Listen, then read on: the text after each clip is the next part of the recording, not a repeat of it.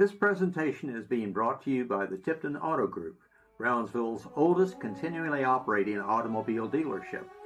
History Central is proud to receive underwriting from this respectable name in the industry. By virtue of their presence in this market for over a century, beginning with their association with the Ford brand in 1923, they made history in a major way for South Texas.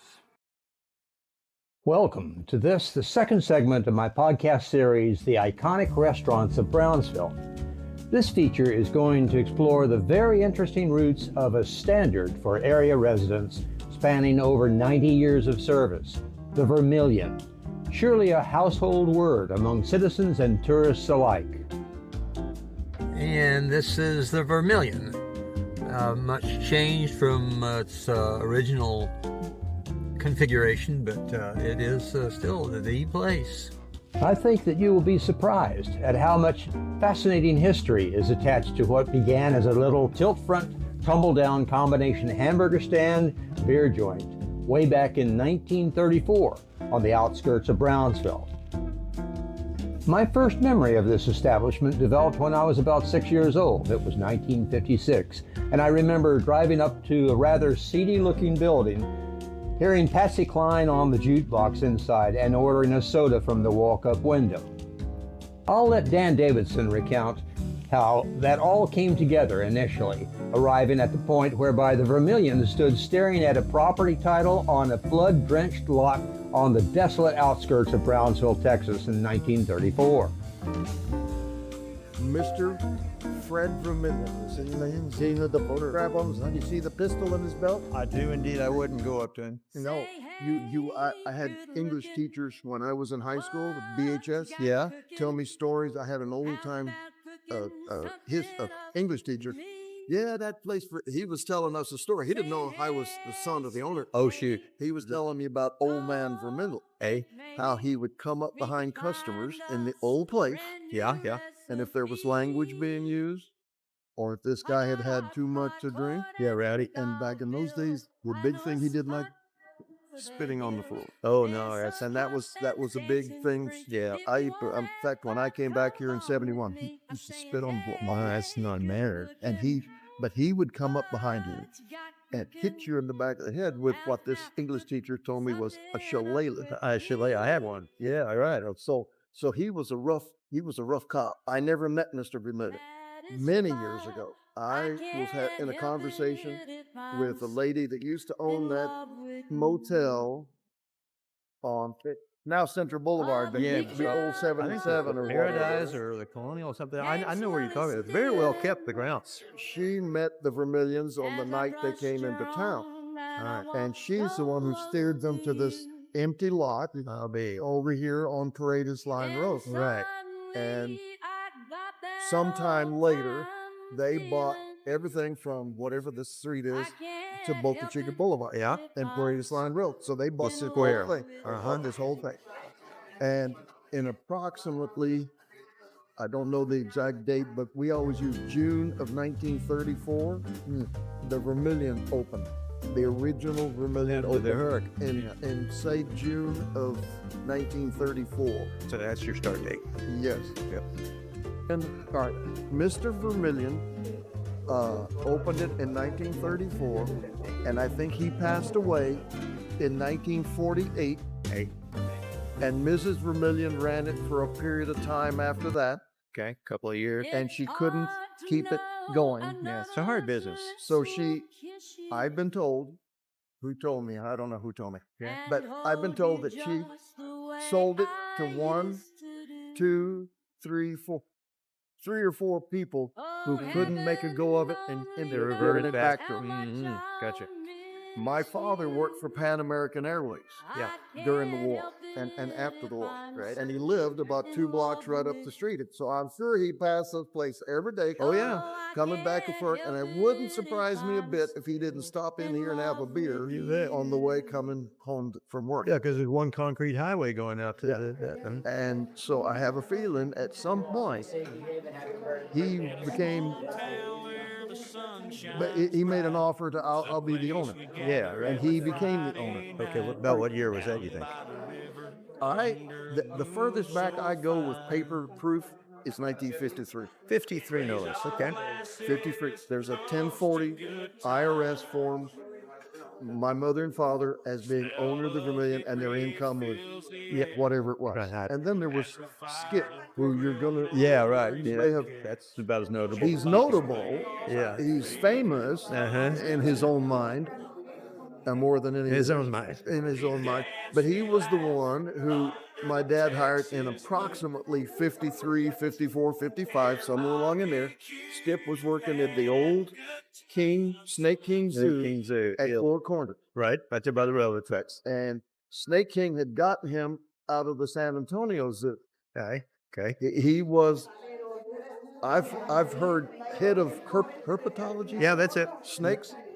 Herpetology at the San Antonio Zoo, which even back then was a very prestigious zoo. Yeah, oh yeah, I still. But for some reason, he gravitated down here.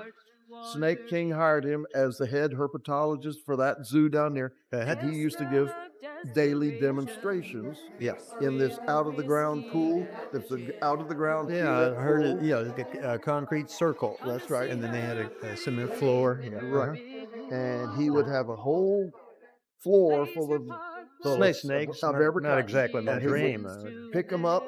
This is a so-and-so kind of snake. Is venomous or not? Yeah. The history behind the snake is, and he would give, he would take that all around to all the people watching his demonstration. Right. He got bit once by a venomous snake, almost died. The second venomous bite, he almost died. He said, "I quit." I wouldn't blame him. And my dad hired him as a bartender. They had an acquaintance. I was over right here. I've never heard that story, not from Skip and not from him, not from my father. Okay. But in approximately 53, 54, 55, Skip came on as the bartender, well-known, almost a celebrity bartender. Everybody knew Skip. Skip knew everybody. Colorful guy. Yeah. A very intelligent man, but also very temperamental and stuff. But he ran this place like my father would want it run. Oh, okay. Very strict. Got to do that for business. And then back in the 50s, this place was way out of town. If you didn't run this place strict, Oh, I remember. Yeah. this place would run you instead of you running it. Yeah. It was like out in the county. Skip was a really good bartender to have. I was fortunate enough to work with him from 64 to 79. Well, yeah. 15 years I worked. Did he carry a gun too? No. Okay, well. No, Not a requirement. no history of that. Yeah. So he passed away in 1979.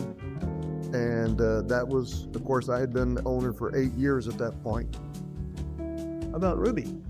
All right, there's a notable one. I had somebody in here a while ago that knew who she was. Oh, my. That remembered who she was. Yeah.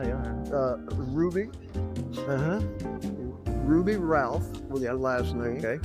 And she was a well-known car hop at Sammy's. Yes, I remember Sammy's on Central Boulevard. Well-known over there.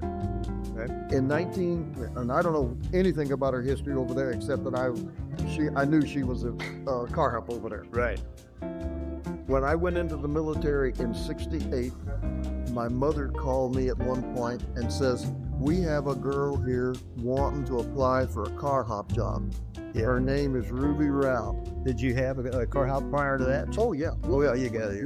We've had probably car hops since day one. Oh, I see. That's good to know. So she came on. She's one of the other kind of well-known. I don't know. You're going to have to appeal to older people. Yeah, right. I can still see her. You had a particular gait, and then she used to walk across the city in order to get here, right? She wouldn't take a ride home with anybody. Yeah. She walked home every night in a driving range. She wouldn't let you take her home. Where was she living at the time? Way over in West Brownsville. Yeah, that's what I'm saying. She walked over right in up West there. Brownsville. Yeah. Her brother was a bartender at one of those famous bars where the Majestic Theater is. Yeah, right. The Barrel House. Beside the Barrel House. Yeah, right. Or I think Barrel House is a block or two over. What is the street that Majestic is on? Oh, that's the Foxhole back in there. Maybe the Foxhole. And then they have another one there. I know what you're talking about, right? Yes, they did. And I think Tavern. the other one. Yeah. I think it's that other one. Now, her brother was a bartender. Right.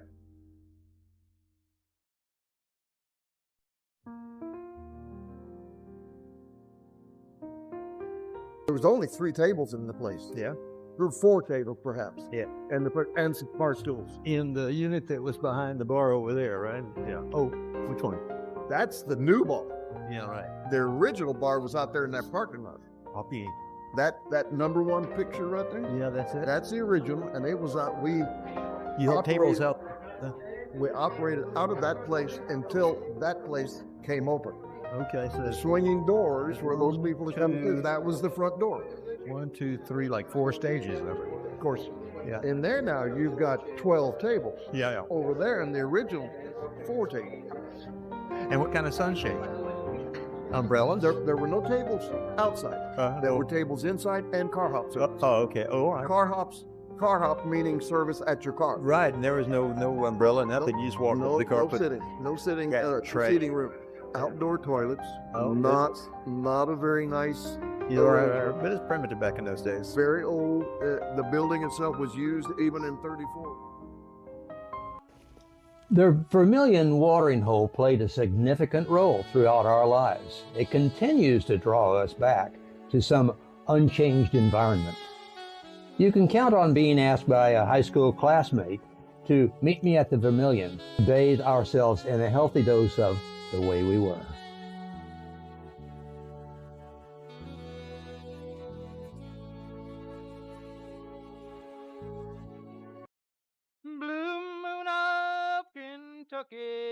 Keep on shining. Isn't history beautiful? At least here in Brownsville, there's a colorful story around every corner. And this is one particular example when you get 2 Kentuckians together, and the rest is history. Shine on the one that's gone.